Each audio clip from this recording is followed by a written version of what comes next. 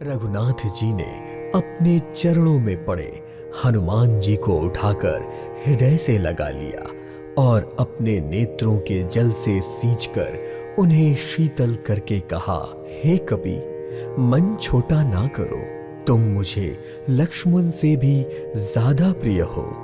सब कोई मुझे समदर्शी कहते हैं, पर मुझको सेवक बहुत प्रिय है, क्योंकि मेरे सिवाय उनका कोई दूसरा सहारा नहीं होता। स्वामी को प्रसन्न देखकर पवन कुमार हनुमान जी के हृदय में हर्ष छा गया। उनके हृदय के सारे दुख मिट गए और बोले, हे नाथ, इस पर्वत पर वानर राज सुग्रीव रहते हैं, वह आपके दास हैं। हे नाथ, उनसे मित्रता कीजिए और उन्हें दीन समझकर निर्भय कर दीजिए। वह सीता जी की खोज में आपकी सहायता करेंगे और यहाँ वहाँ सब जगह करोड़ों वानरों को भेज देंगे। इस प्रकार सब बातें कहकर हनुमान जी ने राम लक्ष्मण दोनों भाइयों को अपने कंधों पर बैठा लिया और उड़कर उस पर्वत पर पहुंच गए जहां सुग्रीव का वास था।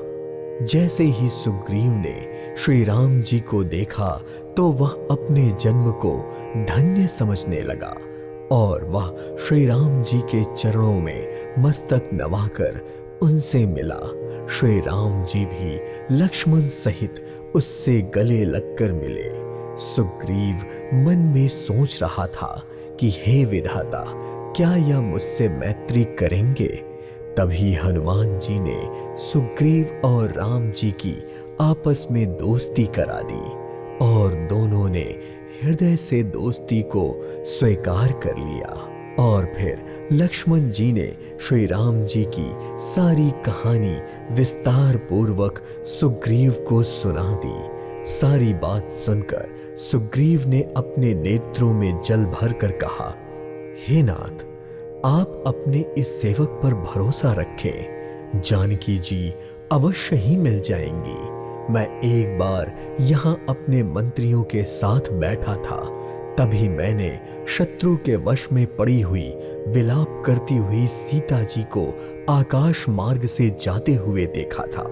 हमें यहाँ बैठा देखकर हाँ राम पुकार कर अपना वस्त्र नीचे गिरा दिया था। यह सुनकर श्री राम ने उनसे वह वस्त्र मांगा तो सुग्रीव ने तुरंत ही उन्हें वह वस्त्र दे दिया। वस्त्र को हृदय से लगाकर श्री राम गहरी सोच में पड़ गए तो सुग्रीव बोले, हे रघुवीर, सोच छोड़िए, आप मन में धीरज लाइए। मैं ऐसे सारे यत्न करूंगा जिससे जानकी जी आपको मिल जाए। सुग्रीव की बात सुनकर श्री राम बोले, हे सुग्रीव, मुझे बताओ, तुम वन में इस प्रकार किस कारण रहते हो?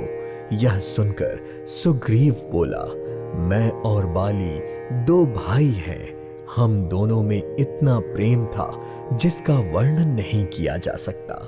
हे प्रभु, मैं दानव जिसका मायावी नामक एक पुत्र था, एक बार वह हमारे नगर में आया। उसने आधी रात को नगर के फाटक पर आकर ललकारा। बाली शत्रु की ललकार को सह नहीं सका। वह दौड़ा, उसे देखकर मायावी डरकर भागा। मैं भी अपने भाई के पीछे पीछे भागा। वह मायावी एक पर्वत की गुफा में जाकर छुप गया तो बाली ने मुझसे कहा, तुम यहीं पर 15 दिनों तक मेरी राह देखना। यदि मैं इतने दिनों में ना आऊं तो समझ लेना कि मैं मर गया। हे नाथ, मैं वहां महीने भर तक रहा। एक दिन उस गुफा से रक्त की भारी धारा निकली तो मैंने समझा कि बाली को मायावी ने मार डाला और अब वह आकर मुझे मारेगा।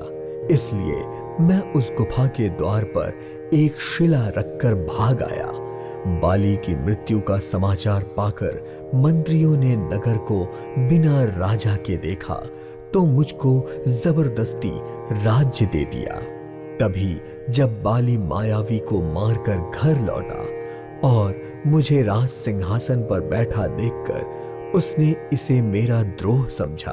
उसने समझा कि मैंने राज्य के लोभ में गुफा के द्वार पर शिला रख दिया था, जिससे वह गुफा के बाहर ना निकल सके, और यहाँ आकर राजा बन बैठा। उसने अपना शत्रु मानकर मुझे बहुत मारा और मेरी स्त्री के साथ साथ मेरा सब कुछ छीन लिया। हे रघुवीर, मैं उसके भय से समस्त लोकों में बेहाल होकर घूमता रहा। वह शाप के कारण यहाँ नहीं आता, इसलिए मैं यहाँ छुपा हूँ। तब भी मैं भयभीत रहता हूँ। सेवक का दुख सुनकर दीनों पर दया करने वाले श्री रघुनाथ जी की दोनों विशाल भुजाएं फड़क उठी और उन्होंने कहा, हे सुग्रीव सुनो, मैं एक ही बाण से बाली को मार डालूंगा। ब्रह्मा और रुद्र की शरण में जाने पर भी अब उसके प्राण नहीं बचेंगे। जो लोग मित्र के दुख से दुखी नहीं होते, उन्हें देखने से ही बड़ा पाप लगता है।